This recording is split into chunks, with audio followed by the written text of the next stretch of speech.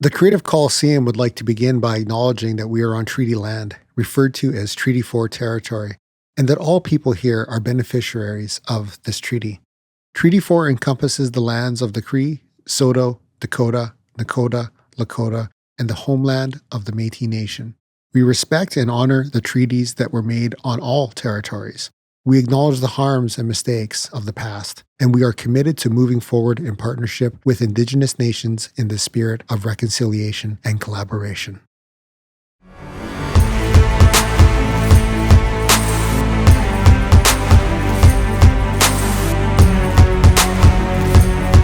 Hello and welcome to a very special live stream. It is very special. It is very special for a lot of reasons. I mean, it's on and off day, first of all. That's why it's special. But it's also special because we have special thanks guest Rob Hillstead. If you watch our credits, you'll see his name every week. Every week. Why did you put him in the credits, Dave? Because, you know, when we started the show, for those you avid watchers out there, we noticed that we brought up Rob Hillstead every episode. Consistently. Yep. Yeah. So when I heard you were coming to town, I was like, well, we got to have him on the show so people know who Rob Hillstead is. And then they're going to get all the context for our references in one episode, right? We're going to talk about everything. The entire history of Rob Hillstead Buckle up. And us. So starting day one, media studies. No, just kidding. But actually, yes. So, I mean, welcome to the show, Rob. Thank you. Thanks for coming. Humble. But in reality, yes. So the first time I really interacted with Rob, I believe, was in a media studies course in high school. My grade 11, your grade 10. Your grade 10. Yeah. Well, sorry, my grade 10. Yes. Yeah. One of the worst classes ever because of the teacher who was teaching it. Oh, I didn't mind. I enjoyed antagonizing her. You enjoyed antagonizing. The antagonism has begun, and we've not even completed our introduction. So yes, Weyburn people, we're coming for you today. My worst memory of that class was the fact that I created an entire documentary by myself on wrestling, and like I worked pretty hard on this, and I got like no marks for it because I went outside the project's constraints. I would be bitter 20 years later about this. I'm still bitter about it. I was a grade 10 student making a documentary with 2 VCRs and random footage. Like, come on. So what are we going to be talking about today? We're going to be talking about the art of activism. That's the general title, but about art and activism, I believe, right? Yeah, and I think this is a really awesome topic for a way to frame our conversation with Rob today. Just because, as you'll see, Rob's done a lot of work, creative work that does have a social component to it that actually, you know, it's not that our creative projects don't affect the real world, because I think a lot of times, at least we'd like to think they do. Sure. But I think for some of the stuff that Rob's done, and actually for some of the stuff you've collaborated on, which we'll talk about, you actually have done social activism through your art. And I think, that's a really cool way to frame our discussion today. Yeah, and I feel like the history of social activism and art is part of this too, right? Like I think they've gone hand in hand so frequently, right? And not all the time. And there seems to be this weird attitude online now where it's like if you do that, it's kind of almost ick, you know? People are like, oh, really? you're an artist. Why are you talking about this? You know? Yeah. There's a lot more of that now than there ever was. But having said that, I still think there's a really big place for it, and I still think there is some effectiveness there. Probably the one video I would refer to that was quite interesting was This Is America. If you remember This Is America, and like how big that video became, and the commentary it was making about Black culture in the States, it was huge. Like, and just the consciousness that it created, and I think that was like close to around the Black Lives Matter movement too, I believe. So sometimes it's still happening where this art is getting widespread and having impact, right? Right. Yeah. So before we dig into a conversation with Rob today, we're just going to jump to our brief ad intermission. All right. We'll be right back. Get to it. We'll be back. Hey there, this is Alicia from Piano TV. I'm a piano teacher, and I've got a bunch of videos up on YouTube if you want to check those out. I also host free monthly webinars on a variety of piano-related topics and make courses about learning piano, whether you're a complete beginner or if you're an intermediate level student. If you are interested in staying up to date with the things I've got going on, you can visit pianotv.net and join my mailing list, where you will also receive a free ebook on how to practice the piano. The courses that I offer open for registration in August, and they run from September to April, where you'll join a group of like-minded individuals and receive personal feedback from myself. Whether you're 29 or 92, it's never too late to learn. What if you're 93? What if you're, What 90, if you're what if you're 93? 93? Is it, yeah. Yeah, well, I do have a student who hit 90, so it's possible that we could cross that milestone soon, and I'll have to change the entire ad. What am I going to do?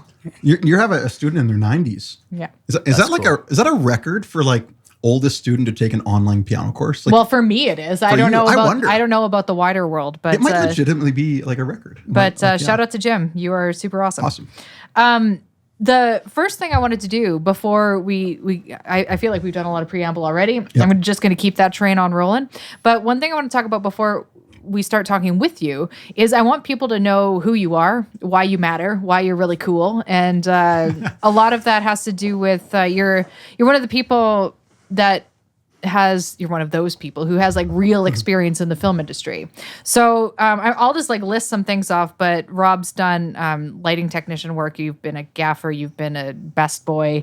And you're going to have to tell me what that means a little bit later on. Nobody knows what best boy means. But you've worked on Avatar: The Last Airbender, A Million Little Things, Altered Carbon, The 100, X-Men: The Last Stand, Corner Gas, Wolf Cop, etc.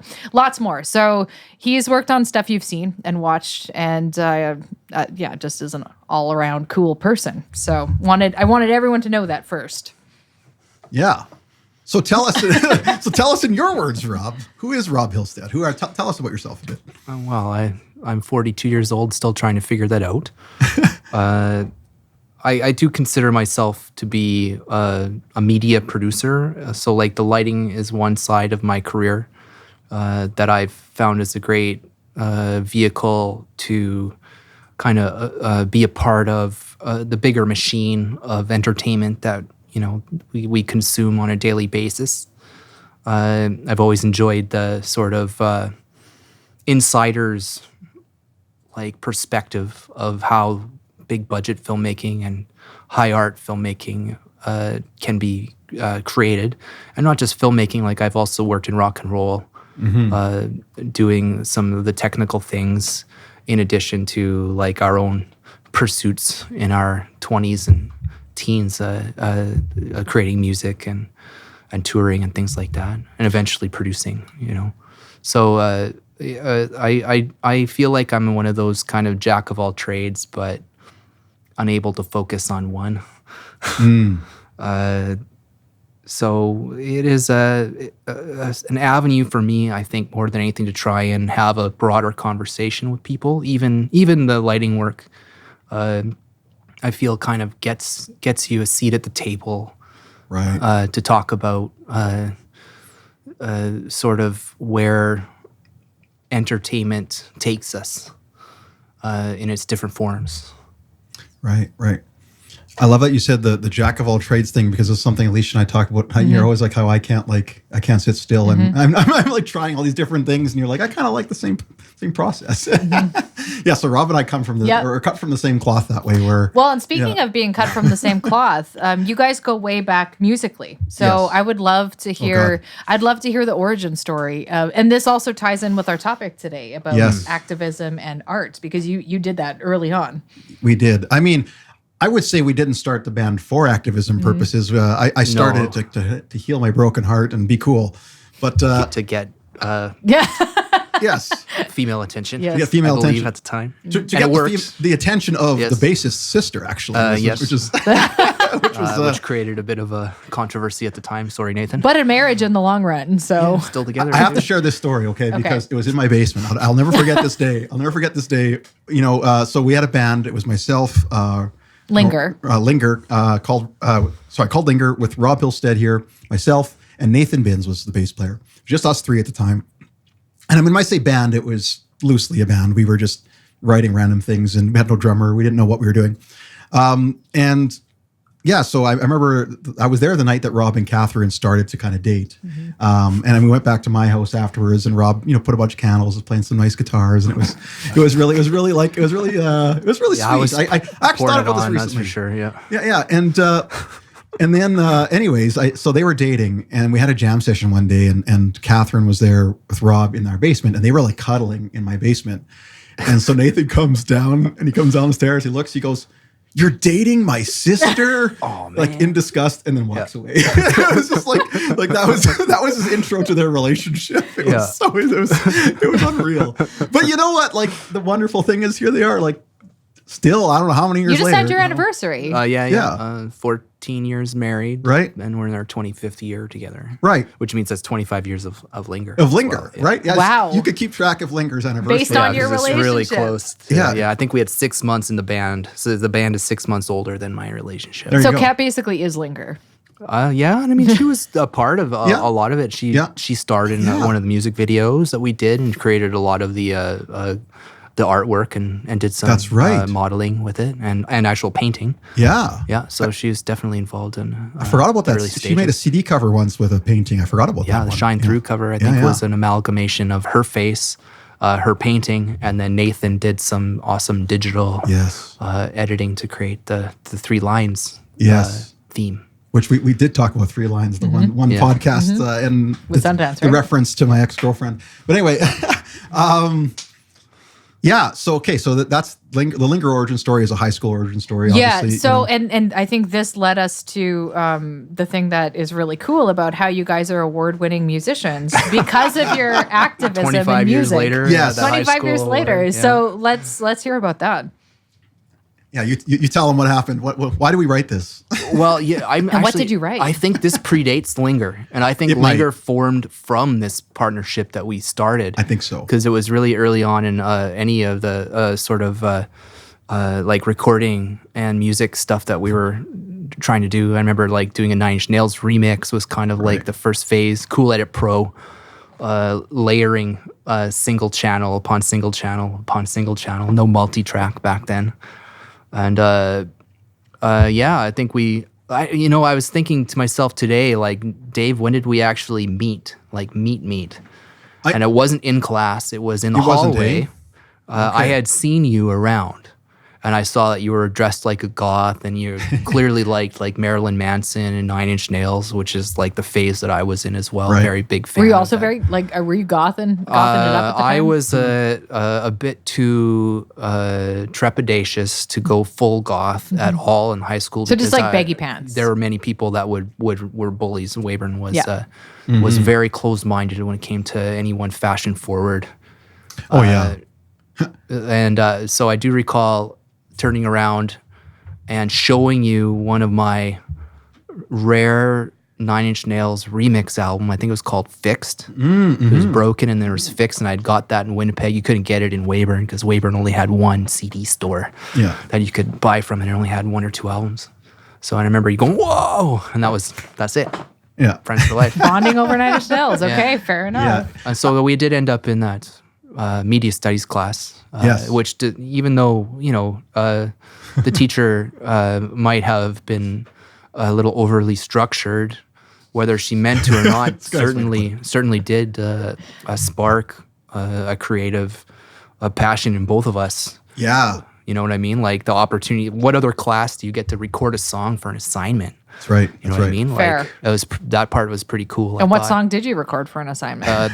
The song was called, unironically now, or ironically, Corporate Nick Fit, which Yes. is an anti-smoking punk song for a specific contest, which you referred to the award-winning part. So I think did we win first or we won a prize? Well, I was kind of saying how I don't know if anybody else entered this contest. yeah, 'Cause Winning by we did win default. first. I think it we was won first. provincial as well, Yeah. if I recall. Yeah, like, but we tried the hardest. We tried Most really certainly, hard. At least anybody in the like most people just did like a poster, the piece of paper.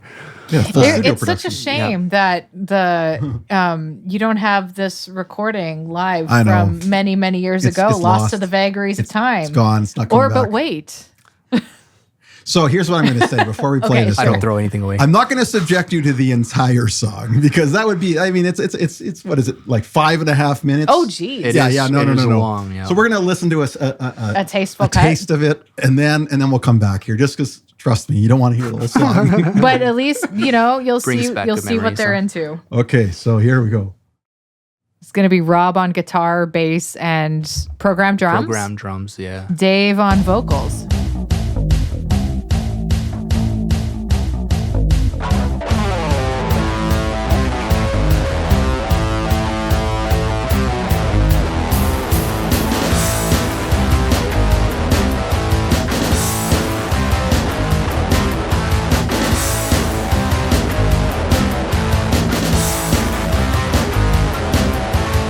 14 years old, maybe younger. School, it makes me stronger. Gotta fit in with the crowd.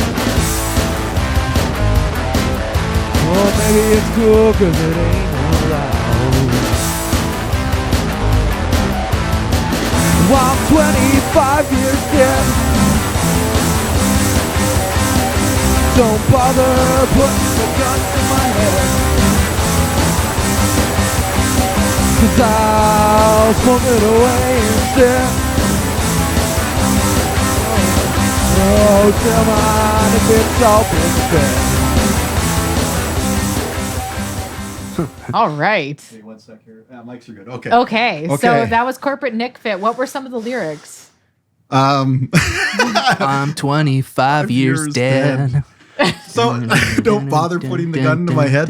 Okay. So putting the gun to my head. I mean, we were really angsty teenagers listening to Nine Inch Nails and Marilyn Manson and Tool and Nirvana and all these things.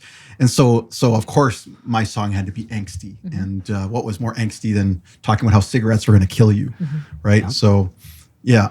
You know, but the thing is, we kind of started like angry.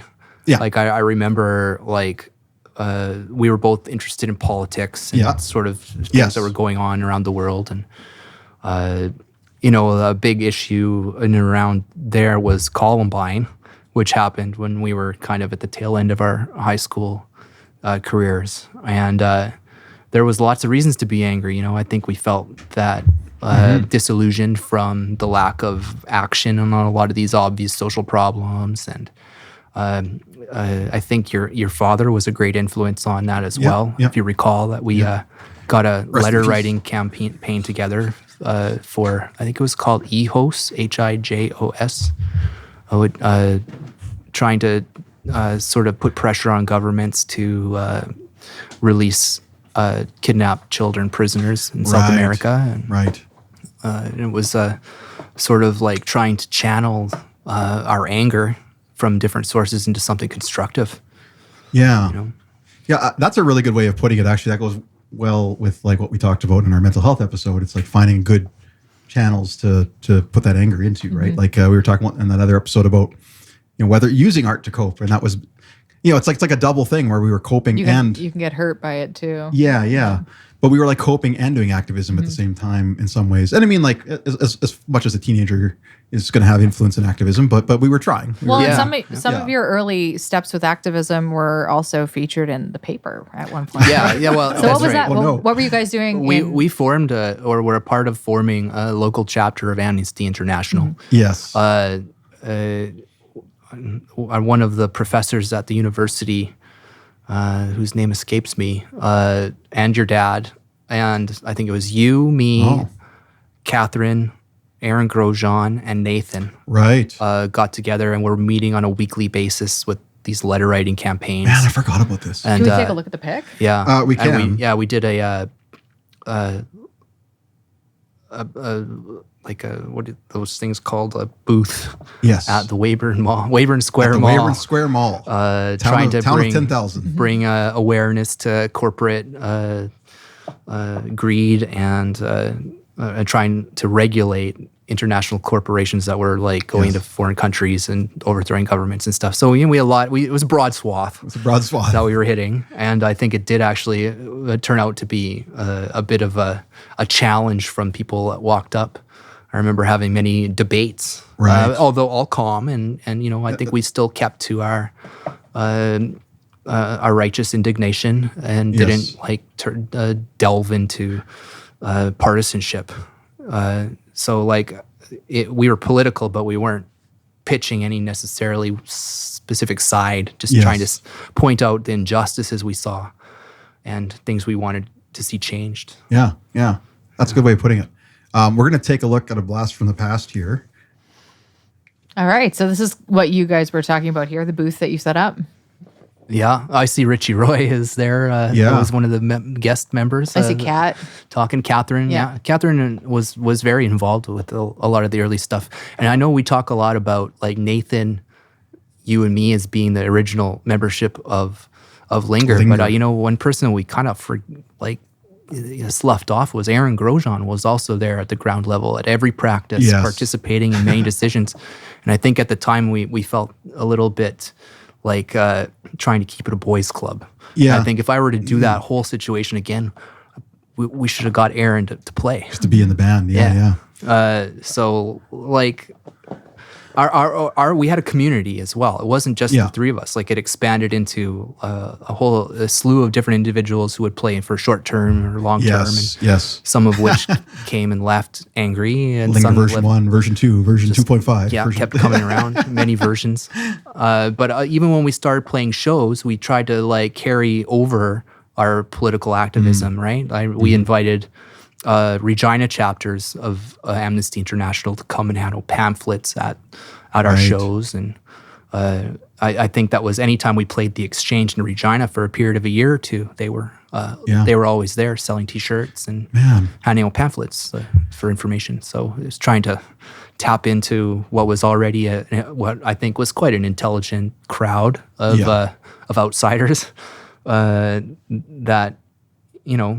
Trying to rally a community. Yeah. I love that you're sharing these stories because I honestly forget so much of this. And now we're immortalizing it so I can go back and remember. And maybe my brain is failing in my age. But now that you're saying all this, it's coming back to me. And that was a huge part of what we were doing. Like we were trying to marry it all the time. Even if the song itself or some of the music wasn't necessarily political, it was like, that was a huge part of what we're doing as an artist is, like you say, creating a political community, not just, So staying on the music train a little bit longer, and then I want to talk about some of the film work that you've done that exists in this realm as well. You guys wrote an album together as Linger, which is called Root of Truth, and you also have an AI focused project that you never completed, right? We released one EP from it, but there's multiple songs that have never seen the light of day. Yeah. So how did the Root of Truth? How was that a manifestation of your interest in social justice, but also in just creating, being an artist? That's a good question. I mean, I'm the lyric writer, obviously. So I'll say, it started off being a lot more about like relationships and all those kinds of things. And then as it morphed, by the time we released The Root of Truth, I was in university already. 10 years almost. Yeah. And I was like taking a lot of social science classes and doing a lot of, sociological analysis, all that kind of stuff. So the album really morphed into this interesting like discussion about religion, trying to find, where is there truth in people's philosophies, and can people actually like be good in this world? Like that was one of the like main things I was talking about on the album, and so kind of how that ties into activism and our political ideas was, I think, at the core level, if you're being an activist and if you're wanting to see social change, you have to find purpose in that. You have to find, why am I doing this? Is this possible? Can people really change for the better? And all those kinds of questions have to be answered. And I think The Root of Truth was me trying to answer those questions for myself, honestly. So there are like things mentioned in the album, but it doesn't the album isn't heavy-handed on its politics at all. It's like at times it is, but a lot of it is more about, again, what is the internal thought process of the character. Who there is a character in the album who is reflective of me, but he goes on a journey throughout the album. There's actually a whole motif of a path, like it's called, the first song is called This Narrow Path. And we have this footsteps going throughout the album, and he's constantly walking.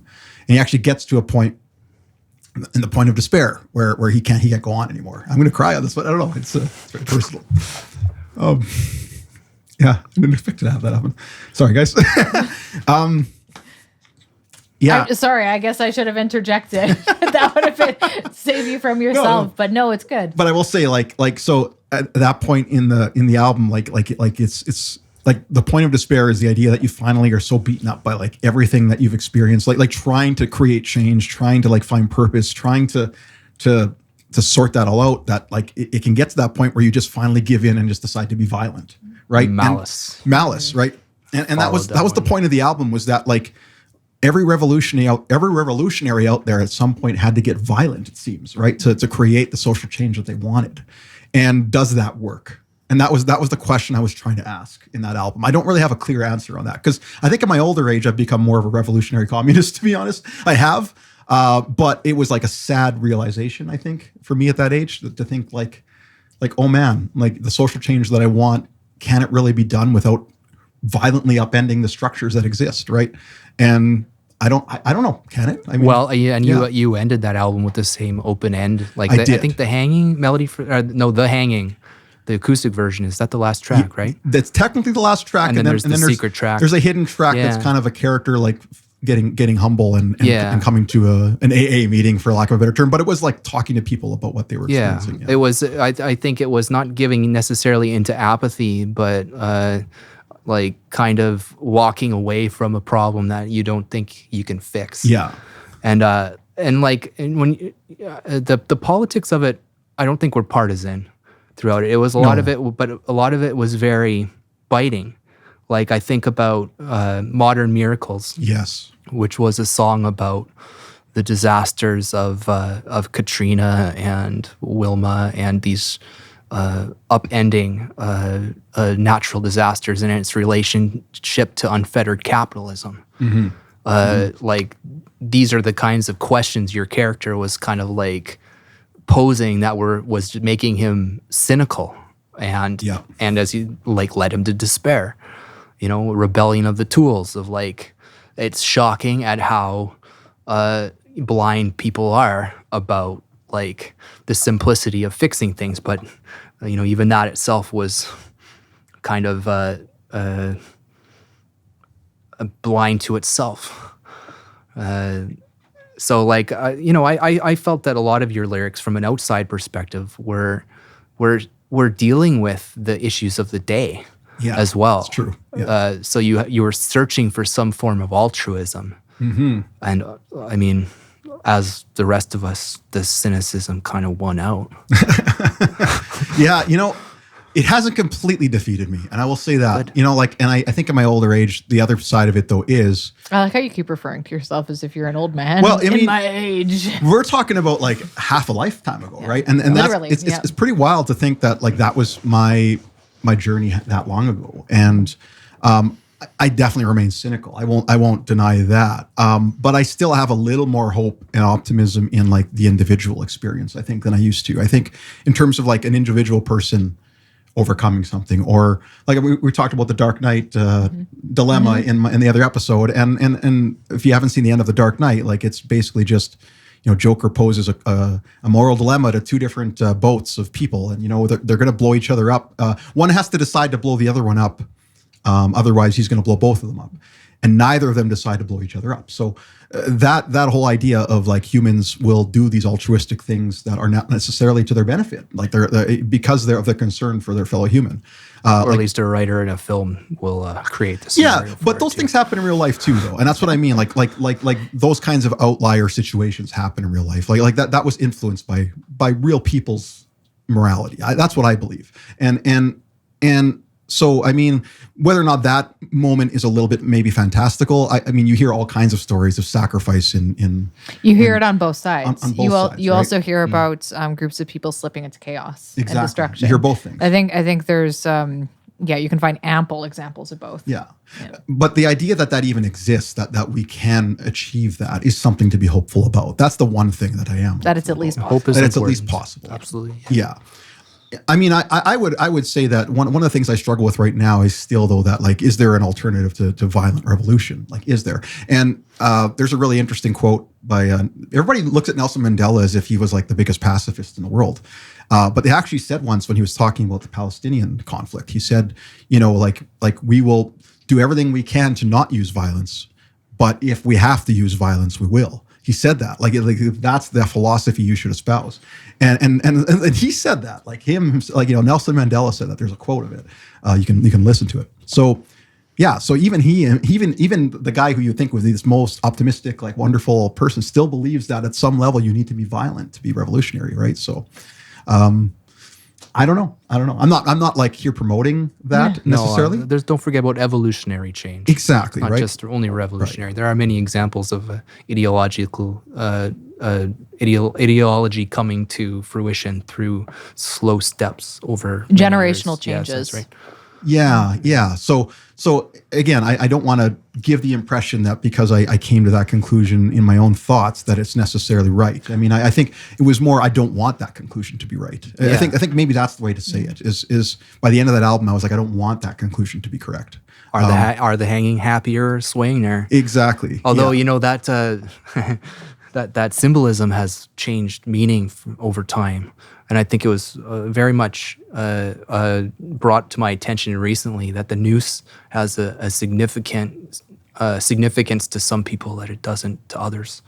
And I remember we used it in the situation we used it. It made sense within itself. But I'm fearful that the noose itself is actually a reference to historical lynching and things like that. And, Right. Yes. and I wonder if the same parable, I don't know if we'd come up with that today or if we'd have something different. I think we probably wouldn't have. We probably would have avoided that. Yeah. Yeah, I mean, we didn't know then, right? 20 years ago, and intention is relevant, you know. You know what? You want to know a little backstory with that imagery for me when I was young.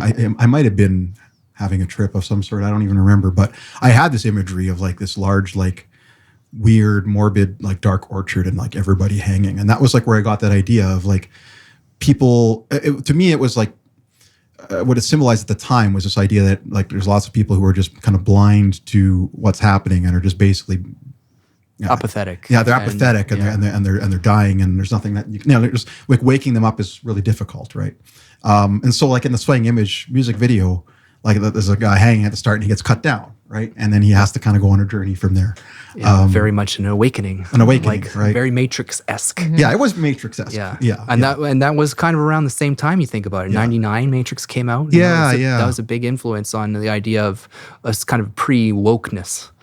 You know, before the pejorative aspect kicked in. Yeah. Actually, it's funny because that's even still a meme, right? Red pill, blue pill. It's like people are always saying, it has a way different connotation now, though. It does. Yeah. So you guys have integrated these themes in your music. I want to discuss the way that you've thought about this in your film projects, because you have like a laundry list of projects that you've worked on, and I think the most significant one in terms of its scale, but also probably its impact, would be Balikbayan, which is a documentary that you helped create with John Rivera. That's Rivero, yes. Yeah, John Rivero. My brother. I love you. Oh yeah. Have you ever seen it? Is he still in town? He's in Edmonton. He's in Edmonton. Yeah. Okay. Yeah, I mean, so like Balikbayan is a documentary about an orphanage in a small town in the Philippines, Tacloban, that was sort of just somewhat destroyed during a disaster in 2014. That was Typhoon Haiyan. Typhoon Yolanda. You referred to as Yolanda in the Philippines universally. And sort of its recovery process of it. And my involvement was by partial chance. I had worked with John Rivero on one of his first productions that he was involved with, which is a kids show, Nodge Nodge. But I was also very close friends with like his co-producer, Bernie Hernando. And we made films together in Regina, leading up to that, right from our, when we were in university, into sort of the independent scene. I remember like our first film was called Chelsea, and we rallied much of the Regina community to come kind of put forth a local product. And so its success kind of snowballed into an opportunity because this particular orphanage in the Philippines, Bernie and John had been volunteering at just to try and do a little bit of good with their cultural heritage. So Balikbayan itself means one who returns. So their sort of social obligation to go back to where they came from and do better or help. So John kind of co-opted what is kind of a pejorative term, because it was usually used as sort of a sarcastic way. Oh, one who's finally come back and he's rich and he's throwing his money around or whatever, and try and utilize and redirect it into something constructive and positive with it, right? So because they had already sort of set up this documentary, and then the disaster just by chance struck directly, they offered me a chance to go direct a full-length documentary. Bernie Hernando was unable to go, and we were very close. So it was just a chance to kind of like, for me, amplify some voices that I think really needed to be heard. Less about trying to make something touristic. It was very much just trying to go and share stories that people told me. So like that was 10 years ago, a little over 10 years ago. Yeah, I wanted that to we talk shot to you. that, yeah. I wanted to talk to you about the timeline a little bit. But one of the things that I found really striking about the documentary was how the first part, despite the fact that Streetlight as an orphanage was, these kids are traumatized. They don't have parents, but there was a very positive feeling. There was a lot of love and healing through art and movement and all of that. And then it's sort of just like it must have felt in real life. 2013, Yolanda hit, and 2013, that's right. Yeah, and the entire vibe shifted of the rest of the documentary. It didn't I felt like there was a return to that hope and that lightness, but I really felt that was like kind of a very dramatic shift. And one of the things I was wondering about the timeline then is because John had obviously been doing a lot of filming when he went on these trips to help out there, but he would have been doing that well before 2013. Yeah, I think 2007 was his first trip over, and he actually made a documentary out of his like home movies. That was sort of like, I guess, a proof of concept that had its own a charm to it, but legality elements of having copyrighted music in it and shaky handheld out of focus images, it didn't really take off. So our goal was to try and at least make it watchable for the age, and try to tell a clearer story throughout it. Yeah, I think one of the really unique things that you managed to capture just with that longer time horizon was that you got to see some of these kids grow up. Like you have people like Marvin who are you have the footage of him as a little kid and then him as a teenager, and it's really cool as a viewer to be able to, like, the commitment to a project like that kind of blows my mind. It's true, and I mean, like in this aspect of like discerning the work that John did from the production of the film as well, is that John does way more than just film his work. Like he's an occupational therapist, and he's on the ground level and helping these kids with varying backgrounds, kind of coping and dealing with the hardships that have put them in that position. And so, like, John is like one of the coolest people I ever met. Allen Johansson, who is the owner of the orphanage too, in my mind, is an individual who puts his action to work. And I felt a lot like I was witnessing what the goodness of what we were referring back to, what people were capable of, and that hope is that despite all of this, like, despite all of my cynicism, the kids were still like flourishing with these exercises and workshops and attention given to them. Like, a lot of it just had to do with kind of giving them a voice in whatever form that is, either showing them their own or we shot a music video accompanying with it too, Which giving is them opportunity amazing. to I love that that's at the end Yeah. of the documentary. to kind of shine and build self-confidence and cope with trauma and all these things. So like the film itself, like all I was trying to do is amplify and show the world what Allen and John were doing. How many times did you travel to the Philippines to work on this project? Well, a good part of the documentary was actually shot in Vancouver and Edmonton. Like most of the interviews and things like that, and a bit in Regina as well. But only one time I went for 3 weeks, and then recently in 2023, I had a chance to go back to Manila to see the film premiere there to a pretty humbling audience.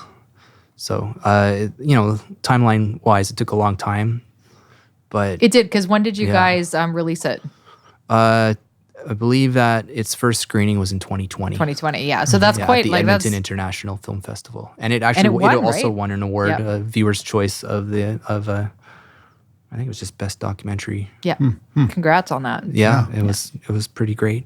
So why, as someone who's not in the film industry, 13 years then ish from the idea's inception to the idea's completion. yeah, that's right. Yeah. So was it just logistical challenges that kept it from getting off the ground? Yeah, we all had kids. Each That's a all pretty three of us, Bernie, John, and myself, within a very short period of one another, started babies, with yeah. children. So like that was a big part of trying to find the time.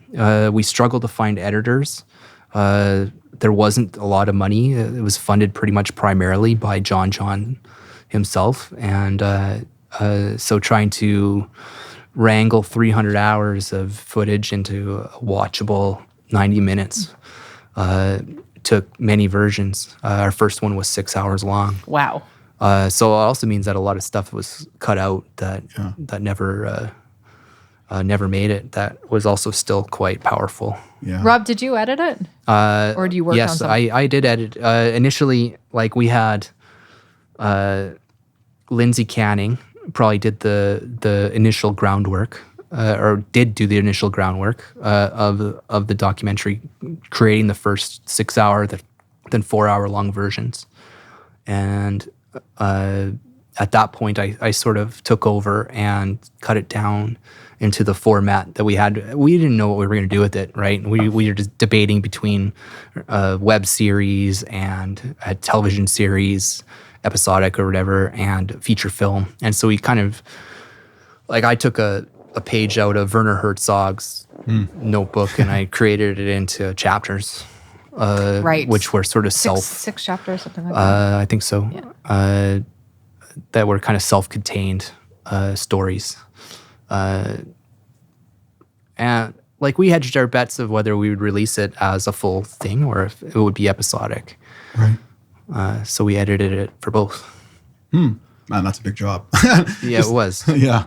Doing I think two different cuts. Yeah, like that. my part of it probably, I don't know, I'm sure I breached 1,000 hours Yeah.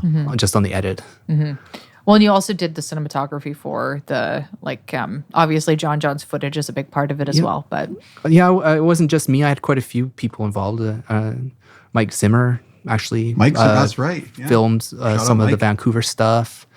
Bernie Hernando did stuff from the Edmonton shoot, and but a lot of the kind of the here and now aspects of the documentary were done in the moment, kind of like from the hip with a DSLR camera, and I Yeah. just tried to blend into the background and film what I saw.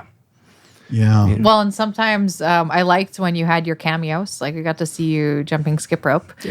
I didn't plan on being in the documentary when I went. I had full intention of being a passive observer, and like the second I walked like into the grounds of Streetlight, all the kids lined up and welcomed us in their loudest voices by name, and I realized that, you know, to a certain extent, there's no way to be a fly on the wall that I would be influencing it no matter how I looked at it. And then, the second one kid comes up and say, "You want to play Scrabble?" It's like, oh, here goes the camera. Let's go play.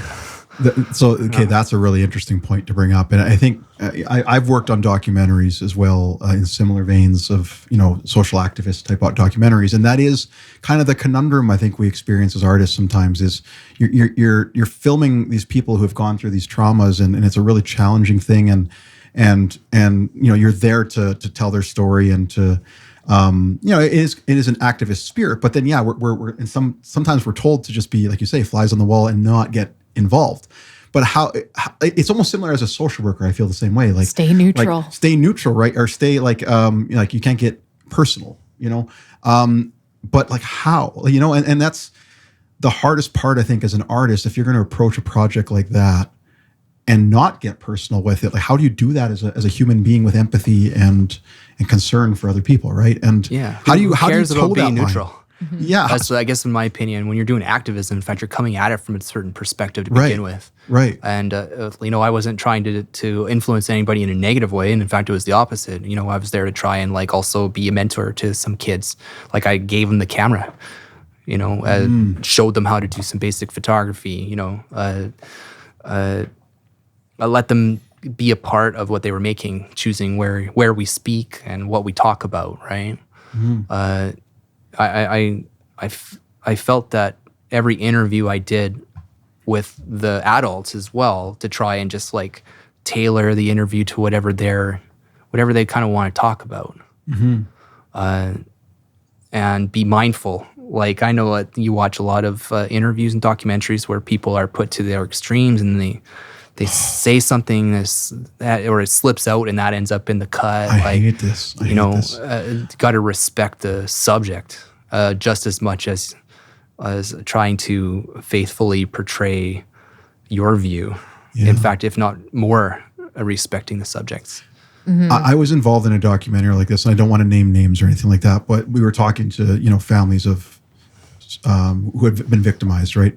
And this was exactly what I experienced. Was the director, just the way he was asking the questions and the way he was probing them, I just felt so freaking uncomfortable. I was trying to get to the pain. Yeah, and just not in a very he wasn't there to tell their story and to help them heal. He was there to how do we get those bites out of that we're looking for? And it drove me crazy. It makes me sick, actually. It made me really sick, honestly. And I never want. It's again, leading. It's leading on. I want you to say this because it's my opinion. Yeah. Right. This is what I want from you. Yeah. Why don't you say it this way? And it's you know what? Let him have a few oohs and uhs. Yes. Let him mistake a word or two. Mm-hmm. As long as the essence of what they're trying to say is being properly communicated. Exactly. And respecting it when you get to the edit suite. Yes. There's a really well-known interview with, I think it's Barbara Walters and Courtney Love, which I feel like is a great example of this, where she's just pretty mean, mostly. And it seems like, I don't know, that maybe things have changed, but it sounds like sometimes people are still... It's all the time. Yeah. And this is a different topic altogether, but even you talk about the reality TV world is one of those worlds where that happens. Oh yeah. Everything is out of context. It's so constructed. Yeah. And they treat them like garbage. A lot of the people who participate in those things. It's in film, there's so many examples of this in these real world kind of scenarios, because you are making a project, first and foremost. What a lot of these was what the mindset is of a lot of these producers, is so they want to get the good stuff out of it. They want to get the tear jerking stuff, the drama, and these are humans that we're talking about, not they're not actors, products. Yeah, the ethics is an important thing when it comes to documentary and making sure that you're not doing things that are manipulative or. Like I said, I'm not trying to be objective necessarily, but I'm also not trying to push an agenda. Yes. I feel it's important to even put in the things that you might disagree with when they say. 100%. Yeah. Do we want to have a look at the? Do you have the ability to show the trailer? I'd love. Oh, on the trailer. Yeah. I can cue that up. You guys keep talking. Yeah, it's on Vimeo.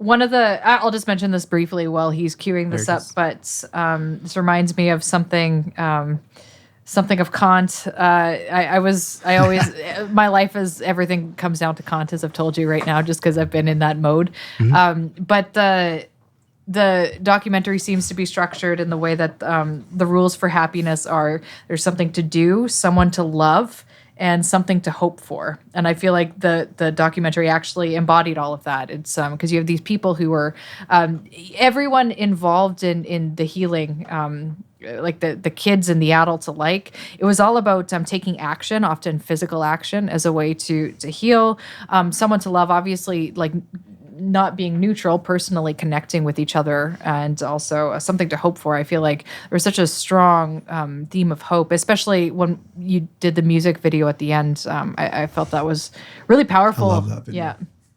So anyway, we got a video. We have a trailer.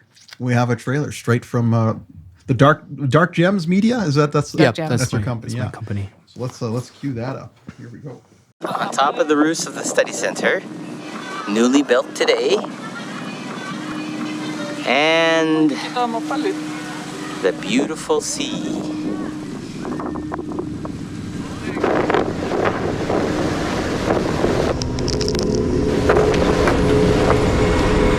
My name is John Rivero, and I'm the founder of the Balikbayan project. Your valuable time is the most precious gift that we can give everyone right now. The Balikbayan team has consistently returned to implement workshops and trauma-informed care with an orphanage known as Street Light Philippines. Kids here are part of the category abandoned neglected. They really need help. Street Light is a volunteer organization founded by Alin Johannesson. We as an organization, as an orphanage, I hate that word, but that's what it's called, can never replace a family. That being said, we do our utmost to be like a family. Situated in the small rural city of Tacloban, it is a safe haven, study center, and place of hope for children and families living with trauma.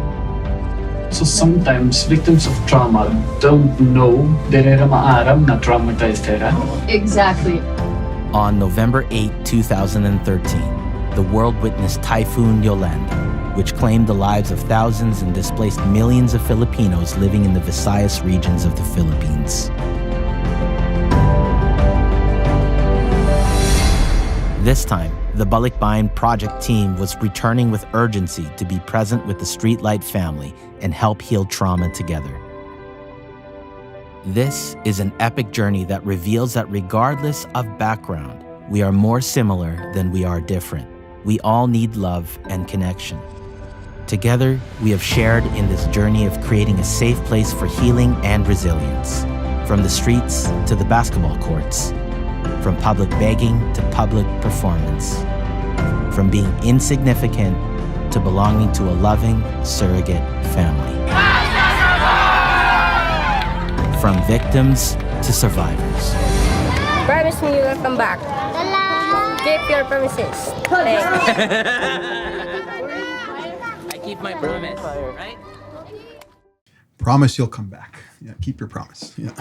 Rob, you were Good line. saying when you arrived there for filming, the destruction was everywhere. Oh yeah, I mean, like the airport that we came out of, I don't know if you saw, like we were kind of walking in there, it's just in shambles. The walls had been destroyed, and like we flew in, and you get a nice aerial view of it had been 5 months, I think, since the hurricane had hit, or the typhoon had hit, and like it still looked like it had just happened a few days earlier.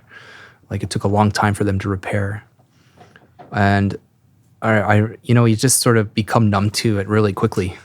Yeah.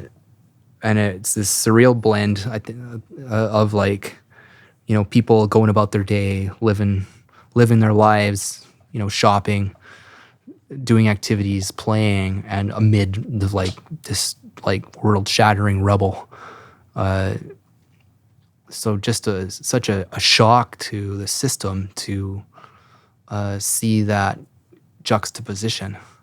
That actually leads me to another question that I wanted to ask you. And this sort of goes back to what we were talking about in the mental health episode about how activism and art it can be a really positive thing personally. But I assume that there must be some negative side to this as well, where you could possibly just become very emotionally raw, or like traumatize yourself even in the process. And I wonder if I know you've made other, like you have trauma tourism also on your like in your Rolodex, and I just wonder if that's I don't know, made your life harder. I mean, it's definitely humbled me. I think I carried around a pretty big ego back in those days, part of my filmmaking / artist persona, to be a little bit big and bold and biting. But when I saw like how these kids could just shake off these incredulous circumstances that had happened to them, and the resilience that it showed, it just made me feel like, oh gosh, the things that I pine and worry about are kind of like shrunk in relativity. And I know it, and you have to use your rational brain. It's not a competition. You feel what you're going to feel. Sure. But at the same time, it's like, it's a great like source of inspiration for me, actually, where it put me in a dark place and then brought me back to the light, all in a single breath. I think that there was definitely elements of what I've heard referred to as vicarious trauma, where you experience, you are traumatized by witnessing or hearing other people's traumas. And like, it was just people on the street that I would encounter while I was there would just give me their full story. As I told them that I was there to shoot a documentary on it, so they just wished to share. And there are certain schools of thought that being forced to talk about it could actually be re-traumatizing. And if they don't want to deal with it that way, that it's not a healthy thing. And so I was cognizant of that when I did my interviews, of like not to like put salt in the wounds or spread open something too fresh. But there are a lot of people that were hungry to talk about it, that had already kind of gotten past that initial acceptance. And the next phase was to try and become a part of a greater community. So like, I was smoking cigarettes at the time, of course, which is contrary to our initial what happened to corporate Nick then, Rob? Right? The song didn't work. It was a little idealistic, I think, back now he's naive. supporting those corporations. But I was on the street and I was talking to a guy that was there during the time, and he just like tells me about how he was there to see his father, who was in the hospital with on dialysis and reliant upon dialysis, and was forced to flee the hospital when power went out, and it went out for days. He strapped a generator to the back of his bike and put his dad on the back and tried to escape the city. And of course, he never got very far. A bandit stole the generator, and it ended up being the demise of his father. And like, just hearing these kinds of stories of like one after another of the worst thing that ever happened to somebody, even though it was often coupled with optimism, like a take on it that helped them grow as a person, became a very heavy weight. And like, I remember being at these like workshops with the kids who are going through their sharing, and then playing games to kind of like create these new positive pathways when they're dealing with the trauma. Like, I had to go hide behind the whiteboard to cry, because I felt ashamed to be sad in front of these people with such, in such difficulty. So in a way, these coping workshops were helpful for me too, because I remember on one of your podcasts recently, you were talking about the ice cream thing, the sensory, the sensory method of which I still appreciate. Thank you. Of overcoming traumatic and the physiological effects that come with re-experiencing trauma. Eat your feelings, right? No, just kidding. Find something that makes you happy. Yes, exactly. And that overtakes your senses. Yeah, that was a big one. But ultimately, everybody copes different, and there were people that, it wasn't healthy for them to continually readdress the issues. And Of course, yeah. I know, sadly, a few of the kids went down much darker paths afterwards. Not everybody had the positively transformative experiences, the ones we showed.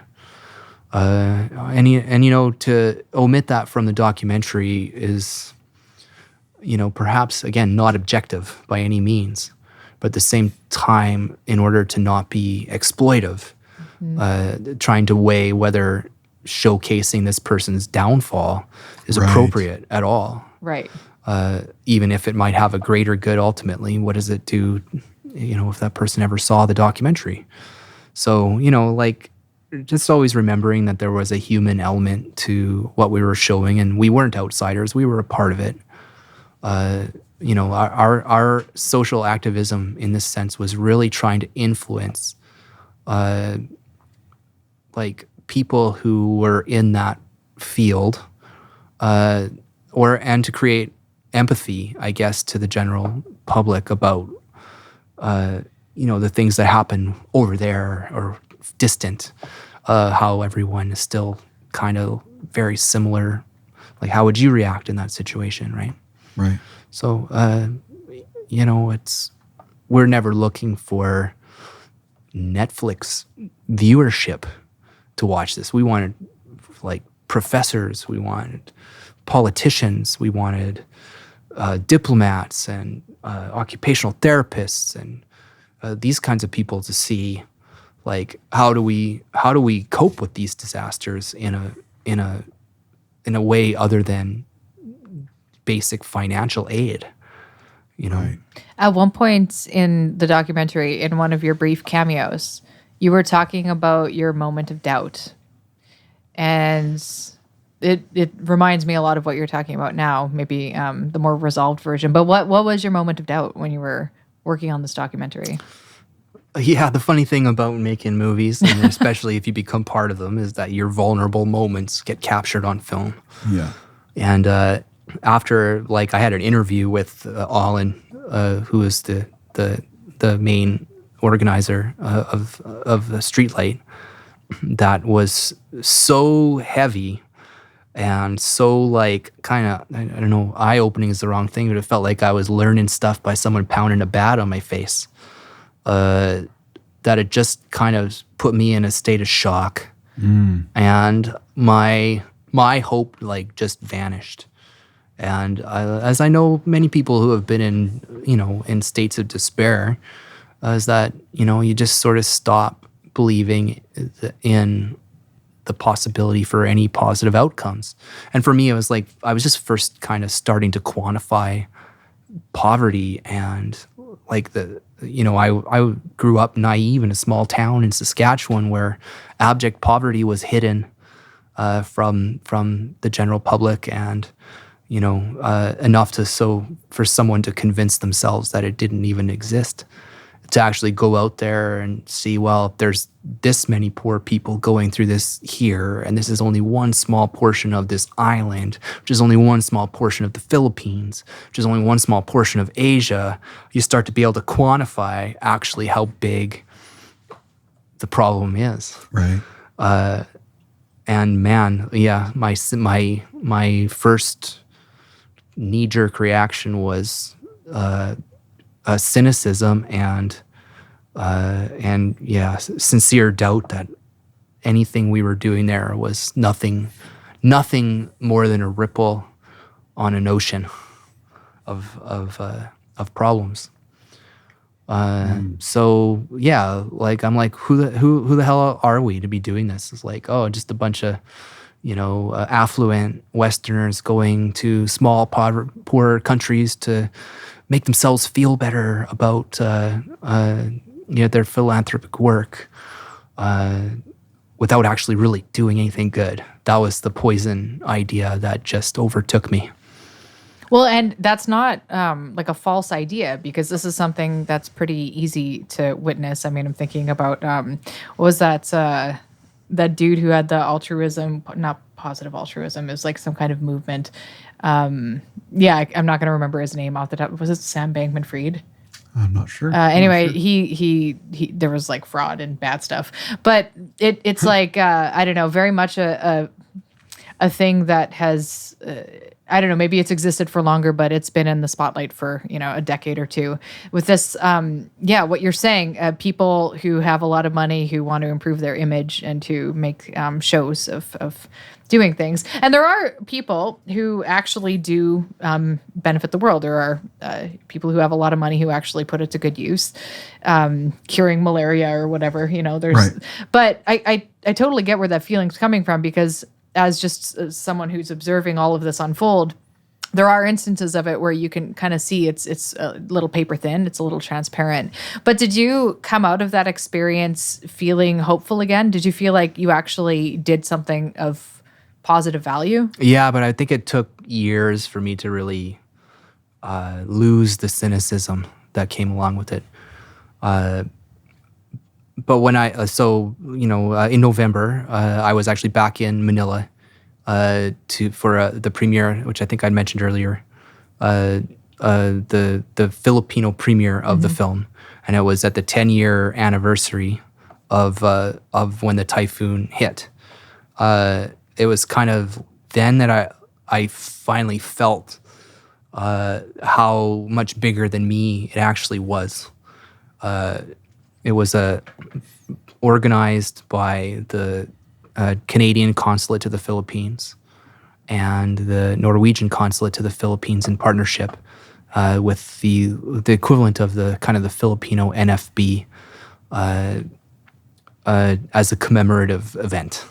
So it wasn't really a celebration of the film, Right. but the film became a catalyst for a discussion with many kind of many of the people that we were wanting to see, or wanting to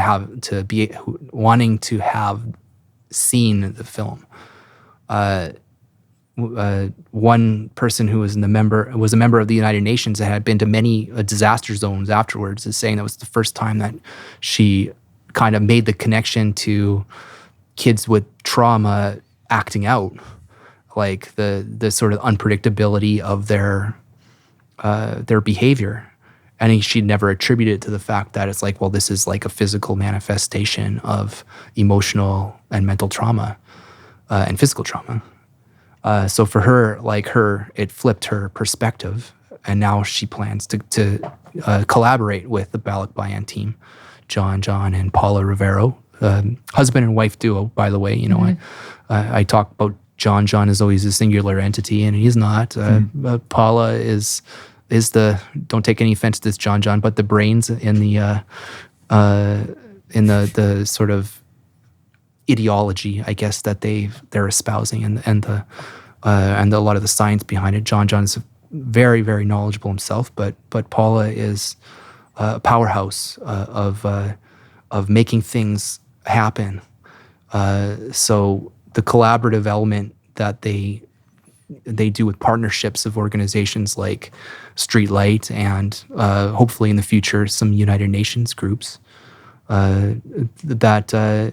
like these are tangible policy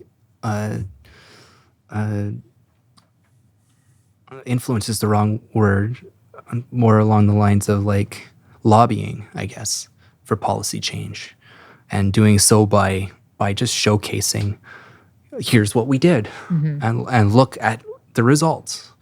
You're quantifying often intangible psychological therapies, which can be trendy sometimes, come and go, and they're not the first or the only ones to espouse these theories, but they are putting the footwork in to try and educate people into a trauma-informed care for not just individuals in disasters, but like people who are abused, people who go through traumatic experiences. So it has a very universal appeal, and I'm proud that I was a part of an event that kind of catalyzed and manifested these ideas into a bit of a movement, I think. So your moments of doubt was really like years of doubt. I'm not. Well, I may be a cynic, but I still try to always look at the optimistic part. So while it took 10 years for me to fully realize the depth of what we'd done, I do still always I always felt like it was the right avenue we were pursuing, and I just was waiting for it to come to fruition. So I would say the moment of doubt actually really died very quickly. I'm just not a constant. I don't believe I have a negative outlook. I may be cynical, yes, but that doesn't necessarily mean that I only look at the dark sides of things. There's a way. Zach De La Rocha said it best: "Is anger is a gift, and it's a great motivator." So when you see things that are unjust or are something that could help somebody, it's a motivator to get out there and see it finished. Otherwise, I don't know how I would ever have motivated myself to edit for 1,000 hours, trying to make a project that's going to be seen by a few thousand people, other than to knowing that John and Paula would find the audience that it needed. So, yeah. Good times. So one thing I'm wondering about is you have this catalog of personal projects that have had this social impact, but you're also working in the Vancouver film industry. So I'm wondering, how do you deal with that maybe desire to make the world a better place through your arts, while also being a part of maybe the shows and movies we watch do make the world a better place. Maybe they're in a more indirect way, perhaps. But sometimes, I think Corner Gas is a good example of something that kind of gives voice to a population that's not really heard very much around the world, even if it is in a self-deprecating way often. As you see, I definitely don't feel like there's a lot of the social progressive elements to the kind of, daily fodder of entertainment that we consume. And in fact, I almost wonder if the social activism side isn't meant to be a balance to the deep cynicism I have of the effect of Hollywood on the world. So, most of my projects undercut Hollywood style, with a few exceptions.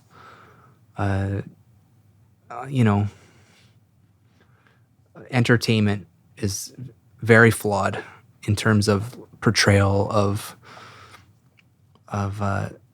ideology and perspective that isn't from these constrained groups of very narrow demographic individuals, which has definitely progressed and changed these days. So it's not something, I'm not saying it isn't getting better, but I remember working on a certain show where it was a perspective of a pregnant teenage girl, but it was written by a 40-year-old man who's got no experience in it whatsoever. And some of the things he was saying was like, what do you mean that she just deserves this? It's like, who the hell wrote this thing? That's wild. And I remember being in a bar, giving him a lecture that he was responsible, if he's going to do stuff like that, to actually do some damn research. Hopefully you guys can't figure out what that is. Start digging through your IMDb. Which one was it? It's very deep, thankfully. Very deep. Yeah. Okay. But I've seen some really crappy things happen. When it comes to a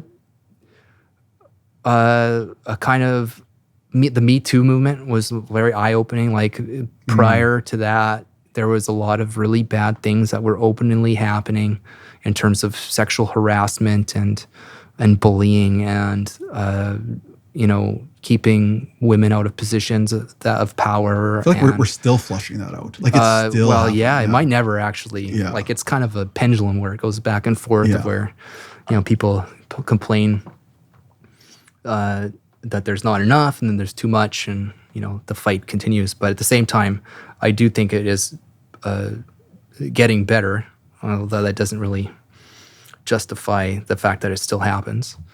But like something as simple as exploitation within it, right? Where Hollywood has a tendency of just bleeding dry its subjects, actors, crew members. It is a machine that doesn't have an ethical bone in its body, in my opinion. And like, I've worked on shows where I've watched producers cruise the background looking for girls to date, much younger than them, in vulnerable states of, like, it's a changing room. What are you doing in here? And I remember the very first time I went out, Aaron Grosjean and I, who I referred to earlier in the podcast, took one of the producers to task over it. And who was these like day call extras yelling at the like main producer for being a creep? Well, we couldn't yell at him for that, so we debated him on the whether Michael Moore made news or documentary, and so that became our battle, and we just we argued with him for like an hour. But we were angry at him because of his actions more so than because of his politics. But to try and feel like one can do anything in these places, Hollywood has a tendency of just like blacklisting or not rehiring people who are loud or cause problems or say things that offend people in positions of power. I feel like what's his name? The actor who played Cyborg in Justice League. He called out Joss Whedon really publicly, and Ray, I can't remember his last name. And like since then has had like almost no roles, really. I mean, Zack Snyder put him in another film, but other than that, the guy, even if they're right. Right. Yeah. Maybe especially it's dangerous. That's where the backlash happens. And he's a fantastic actor. It's nothing to do with his talent level or anything. He's, it's totally a blacklist thing. And there are a lot of predators. And I mean, the cool thing about kind of the strength of the Me Too movement is that it did call out some really dangerous snakes, like and kind of put them on blast. I think the kids say these days, right? Yes. Weinstein is a good example of a monster who was hiding in plain view the whole time, but held too much power to be challenged. So it took like the whole industry to turn on him before he was finally held to task for his misdeeds. So like when it comes to social activism on the projects that we work on, it's very stifled and it's hard. It's hard to be vocal. In this case, anger will get you fired. Right.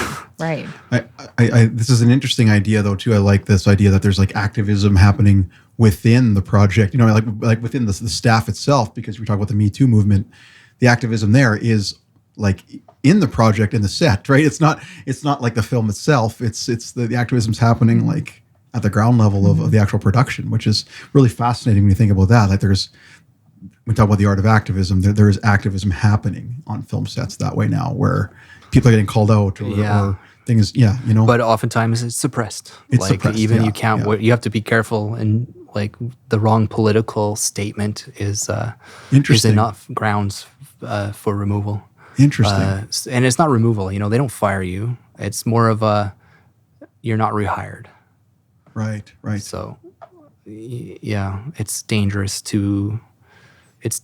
to try to be an activist on a film set. And so a lot of the stuff we talk about happens in the public sphere, and not on the actual film set itself.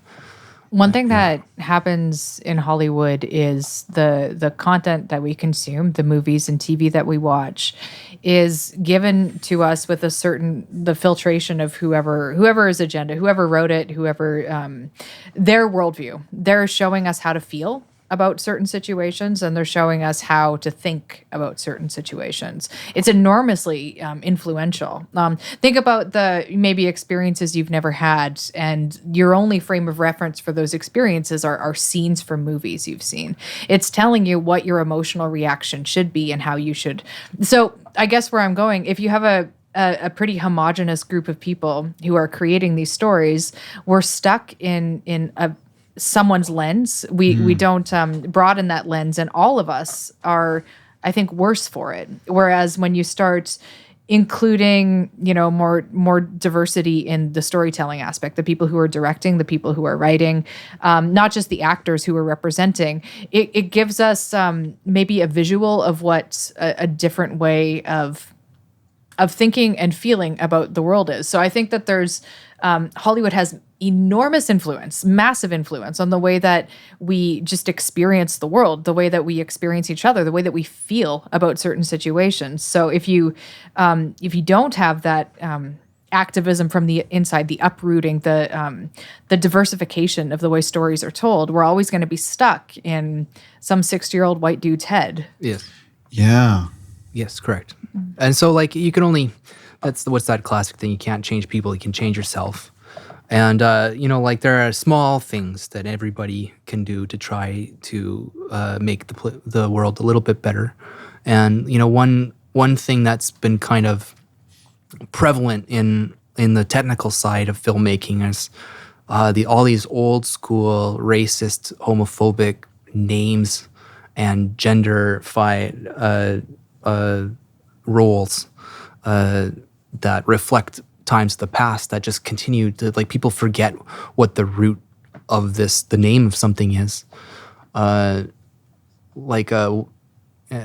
a good example that I'll give that's something that I'm comfortable talking about is the term best boy.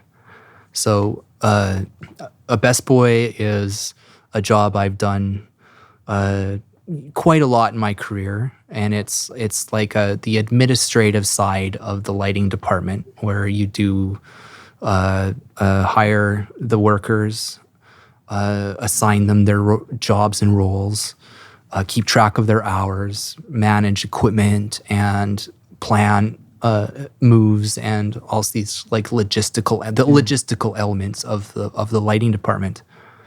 And it's the antiquated term best boy is like harkening back to like the old days where it was an old man and an apprentice essentially that ran that aspect of the filmmaking process. A gaffer, which is like an old man. Yeah.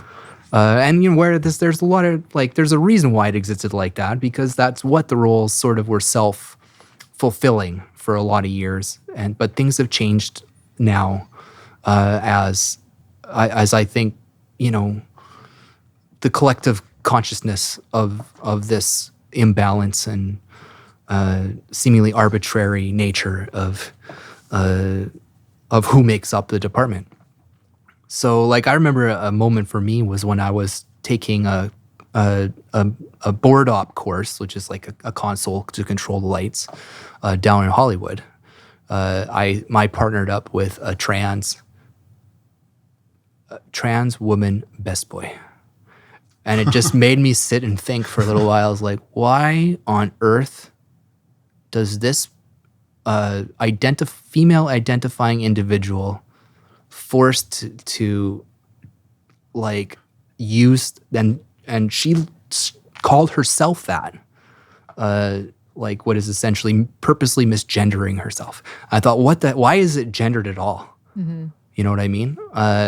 So that had me thinking, because I knew I had a few friends who were female best boys, and they would sometimes alter it and call themselves a best girl, and it's like, why is it gendered? Mm-hmm. So whenever I get the role, I change my title to best person, which is just like my little tiny contribution to kind of like coming to terms with the times and recognizing that by sticking with these antiquated genderfied roles, it becomes self-fulfilling, right? Where women don't think they can be that role. That's it's clearly for men. Men themselves entrench that it's not something women are capable of, and it's a bunch of fucking garbage. I swear.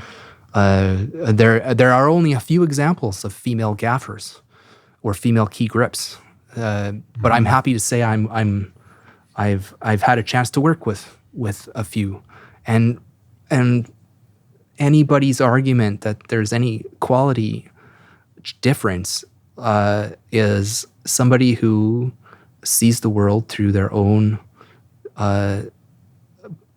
sort of lens that just is what they want to see, they want to do. So I feel that those people can need to grow up.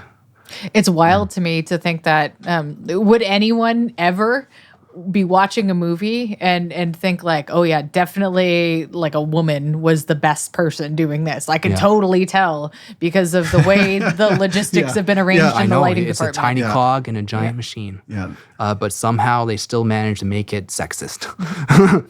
Just like like a lot of our equipment has racist names. Like I just don't want to use examples. Yeah, that's fair. Sure.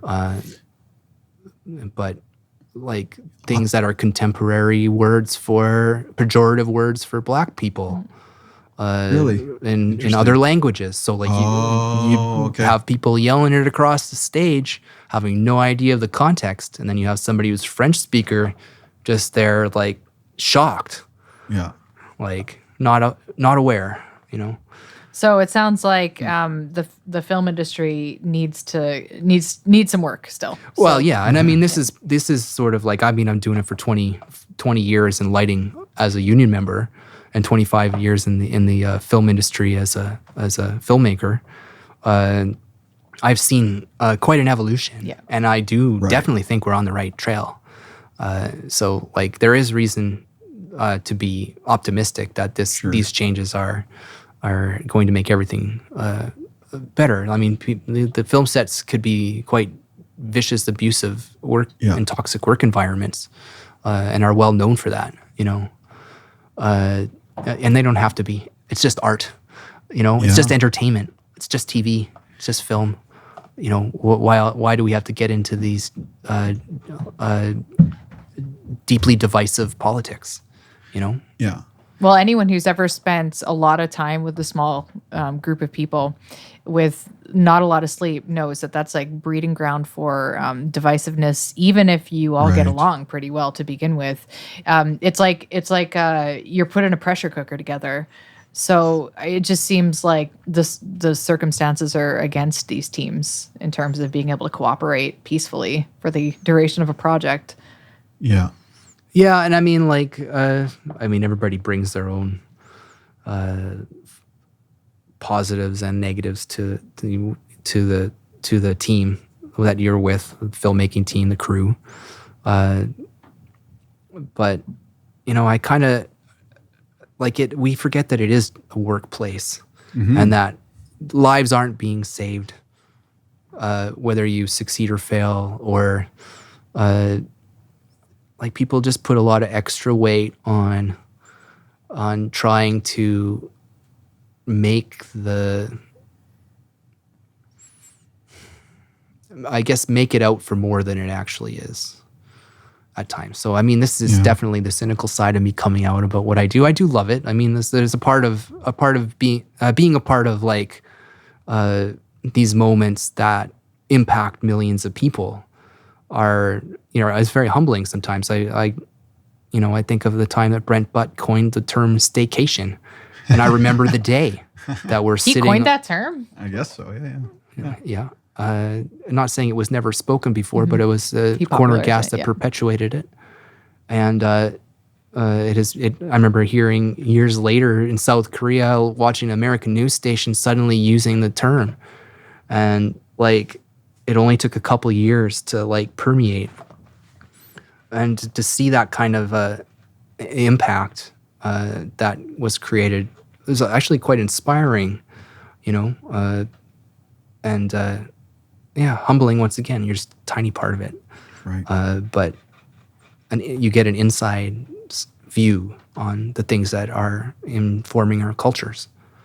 What do you think is just out of going from that trail of thought? What do you think is the film or series or thing you've worked on that maybe has had the biggest, like outside of that moment you just mentioned, but the biggest ripple effect or the biggest impact? Would you say, if you had to pick one? I know there's maybe multiple, but because you've worked on so many different big projects. Yeah, it depends on who you talk to, right? Like the Corner Gas was huge in Canada, and it did have some global impact. Yeah. But not to the level of like American Hollywood films. Right. So I it's hard to say.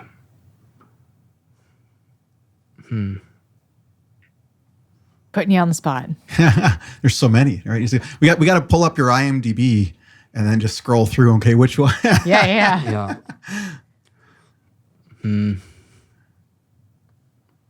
Well, corner gas, sorry, just while you think about it, I know that corner gas was a big deal, especially for people out east, because it gave people who lived in Ontario and such this sort of window into the prairies. A lot of people who live in Ontario have family connections to people in the prairies, but a lot of people just didn't it's like, it might as well be another country, the prairies. I still encounter to this day, I'll be online playing games with Americans all the time, and I'll tell them where I'm from.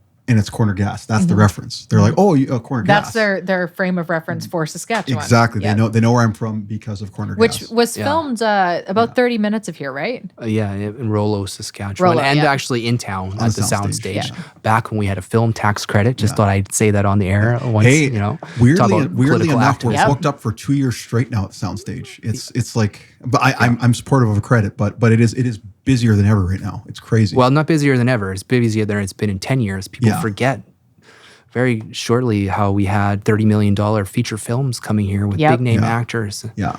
Did you work on any of those? I remember. We did just have one. I did, yeah. Just Friends was one of the biggest ones, Ryan Reynolds. But there were, for years on end, 2 or 3 big projects going at the same time. That's going on right now. But that is happening in the scale of what is considered a big project. Yeah. What kind of budgets are we seeing here? We're talking 20, 30 million type budgets. Yeah, no, there are some bigger projects. Do you know what that means in Vancouver terms? Well, yes. Those are I'm not arguing I'm not arguing for like that, hey, things are wonderful right now. But and one has to be optimistic. Yeah, right? I will say though that one thing that is happening, and this has actually been a problem locally with our crews. I've been getting constant messages. Can you come to set? Can you come to set? Because we don't have enough crew now. I mean, there's 2 features going on right now. There's 2 TV shows going on right now, all simultaneously, as well as all the commercials and all the stuff that has been going on. We just don't have enough people for all that. We don't. Actually, there's more than 2 TV shows. I think there's 4 right now that I can think of that are shooting right now simultaneously. And like, that's insane. Like for a place that didn't have anything for the longest time, right? So, we desperately are going to have to build capacity or this is not going to be sustainable. And I mean, our government didn't think that through when they were like, hey, have all this money, but there's nobody here to shoot anything. Because they all left because of the tax credit. Right. Yeah. Yeah. I mean, there used to be. Yes, exactly. 2 fully functional crews of people who had worked for 20 some years. There do still exist many that have made a living. Yeah. The one wonderful story I would give is of my old boss, Peter LaRock. I was about to say Peter. He's still, shout out Peter, hi, I hope you're well. His son Wyatt, who I remember helping us wrap cable at like 14, 15 years old on some of the old shows, has gotten into the same business and he's working with his dad all the time. So you get this multi-generation forming in Saskatchewan that hasn't existed before. So I mean, like, people forget that the Saskatchewan film industry is actually closer to 30, 35 years old. And a lot of that kind of like history of it has been glossed over. I do think that what is happening is a step in a positive direction, and I'm very happy that it is. I have a lot of friends who I've watched their careers flourish from afar that I remember when they were just picking up the camera for the first time. Lucas Friesen.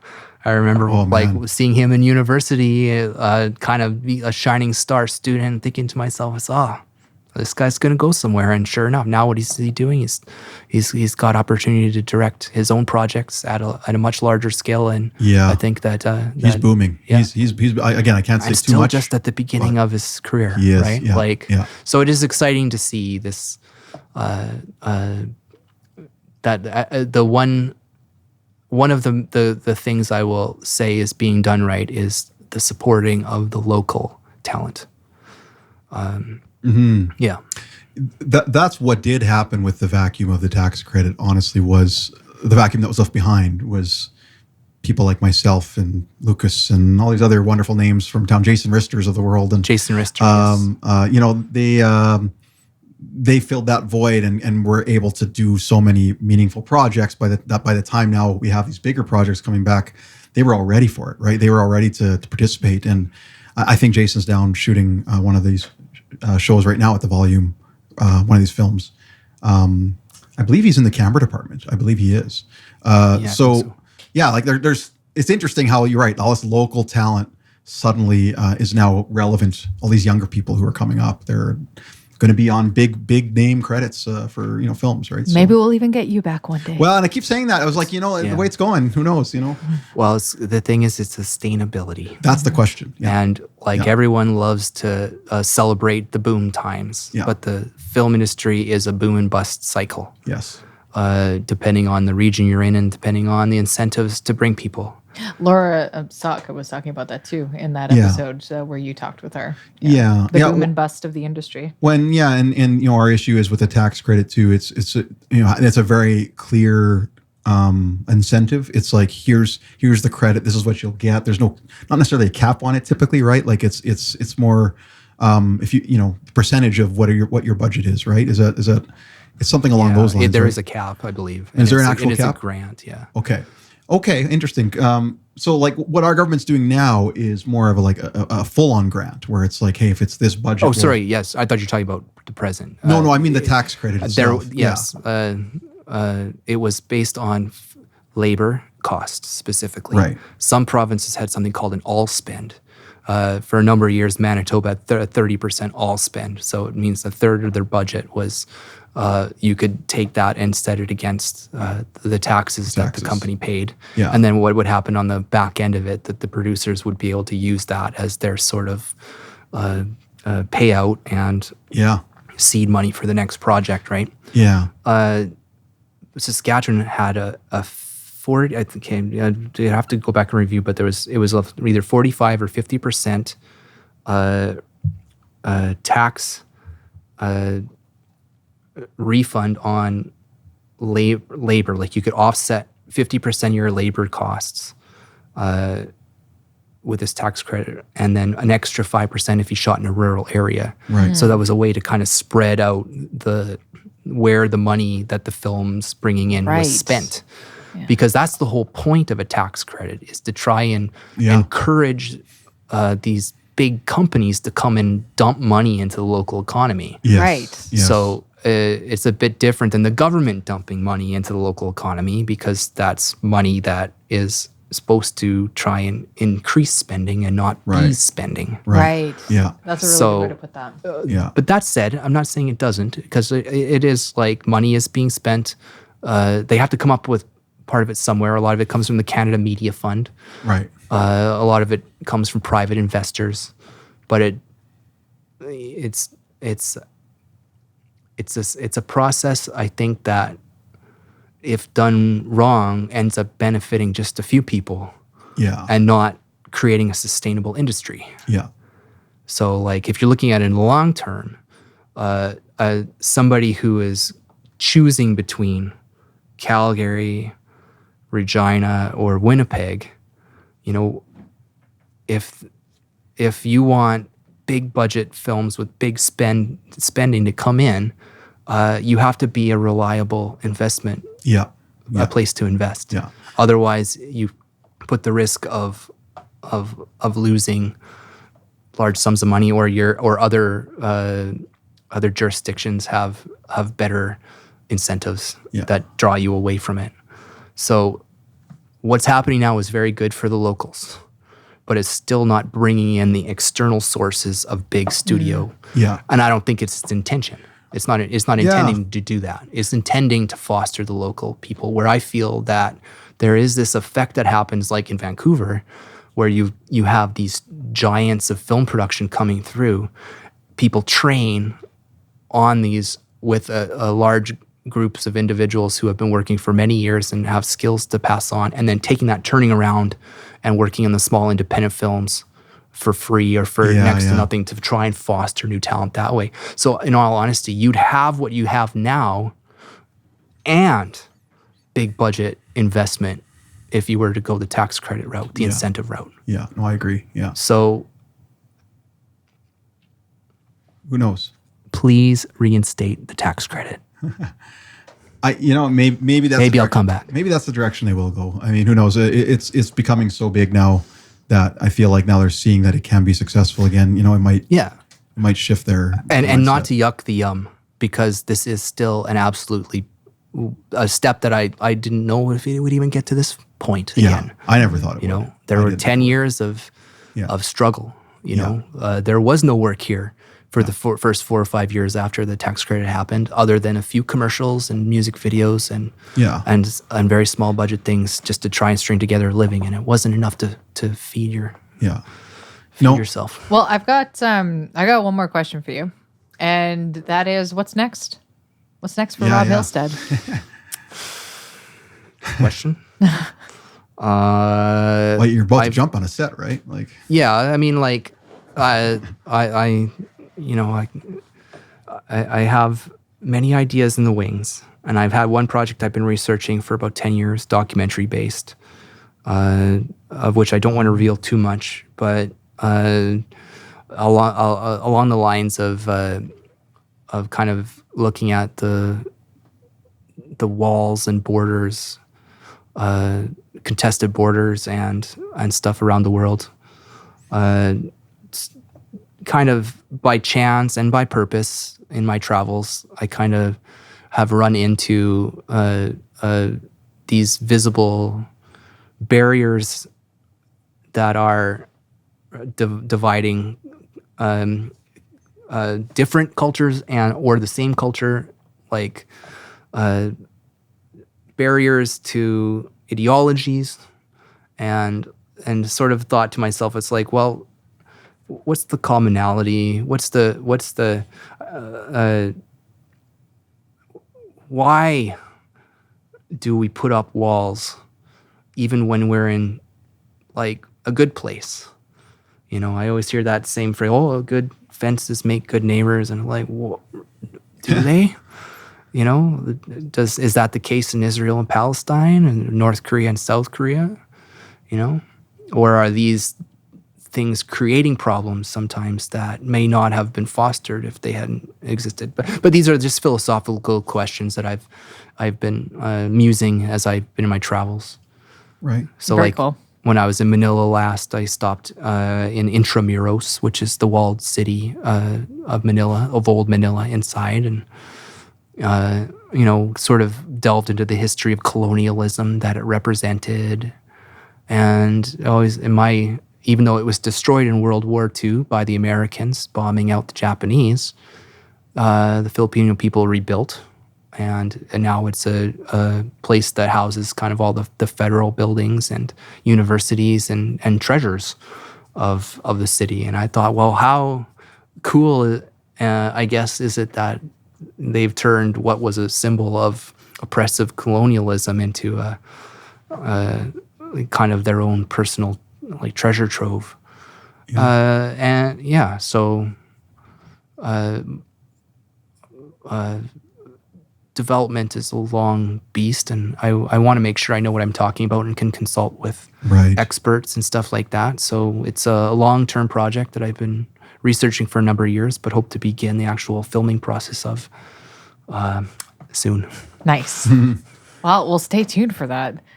Yeah, there might be a few more walls up by the time you. Exactly. By the time you get to it. Yeah. So we like to wrap up our episodes with quotes and with artist spotlights. So I would love for you to share with us an artist that you think is awesome Could be a musician, cool song you're listening to lately. Could be a film, cool filmmaker that you like. Anything.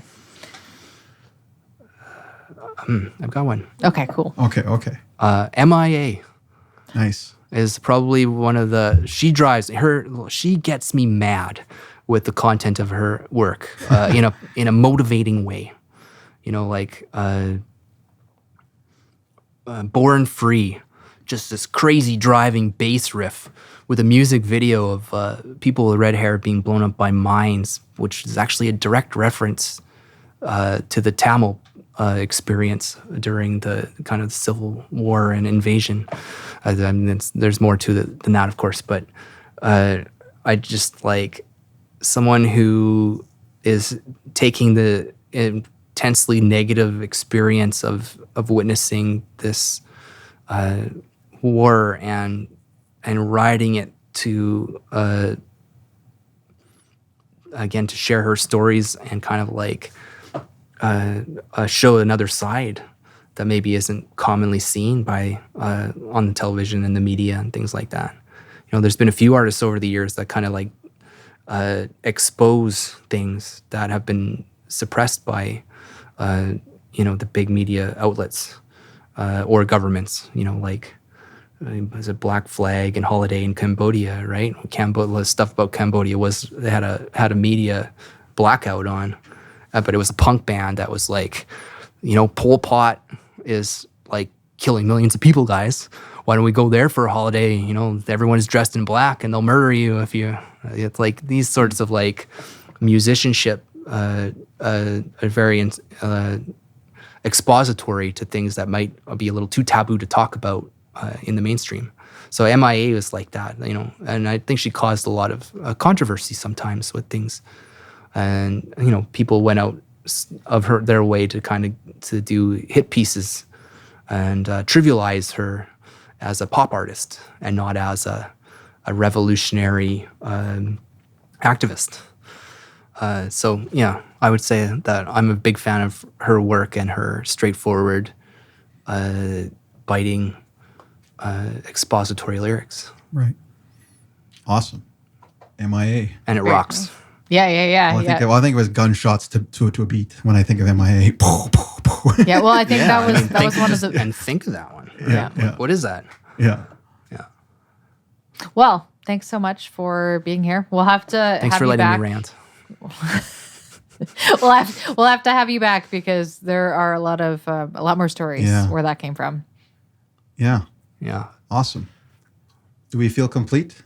Do we feel? Never, not with Rob. No. There's hours and hours of conversation. We could probably just leave things rolling and make like 5 bonus episodes. We're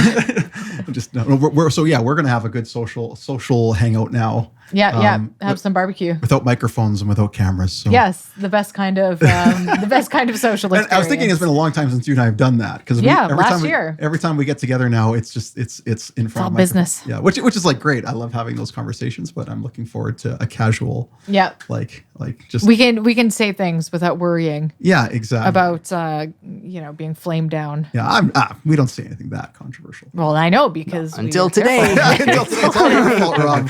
This is the last episode of the show, everybody, and we'll see you. We've been canceled. No, it was great to have you. Great to reminisce. Great to hear what you're doing. And and anything you want to plug before we leave? Maybe that's the last question. I'm a terrible business person in marketing. There's some. Well, Dark Gems Media. Your website. My company. Yeah. Everything that Rob does, you'll find there. Darkgems.media. Let's put it in the show notes. Yep. And, Rob exists on IMDb. Yeah. You want to check out that. Rob Hillstead. Check out The Criminal Kid and Linger. Yeah, which we didn't talk about too much. Together. But Rob's produced The Criminal Kid. Actually, the second one, you were involved in the first album, though. Dave and I co-produced it. Yeah. That one. So, we've been working with Rob for a long time. We'll have to talk more about that in the future. But thanks so much for coming, and we'll have to have you back soon. All right. And for those of you who are in the live stream, thanks for checking it out. This is actually the end. We're not taking a break today. We're actually going to just end it right here.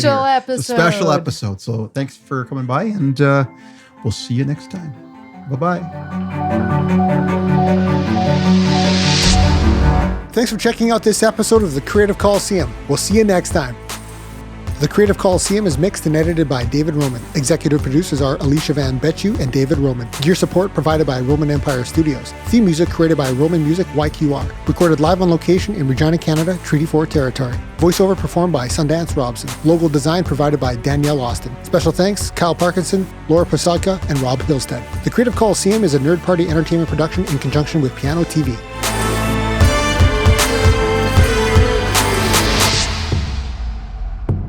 Now get back out there and conquer your creativity.